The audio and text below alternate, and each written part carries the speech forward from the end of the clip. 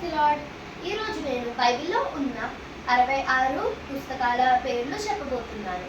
పాత నిబంధనలో 39 పుస్తకాలు ఉన్నాయి. అవి ఆదికాండం, నిర్గమకాండం, లేవీకాండం, సంఖ్యాకాండం, ద్వితీయోపదేశకాండం, యెహోషువ, న్యాయాధిపతులు, రూతు, మొదటి సమూయేలు, రెండవ సమూయేలు, మొదటి రాజులు, రెండవ రాజులు, మొదటి దినవృత్తాంతములు, రెండవ దినవృత్తాంతములు, ఎజ్రా, నెహెమ్యా, ఎస్తేరు, యోబు, కీర్తనలు, సామెతలు, ప్రసంగి, పరంగీతం, యెషయా, యిర్మియా, ఇలావాక్యములు, యెహెజ్కేలు, దానియేలు, హోషేయ, యోవేలు, ఆమోసు, ఓబద్యా, యోనా, మీకా, నహూము, హబక్కుకు, జెఫన్యా, హగ్గయి, జకర్యా, మలాకి.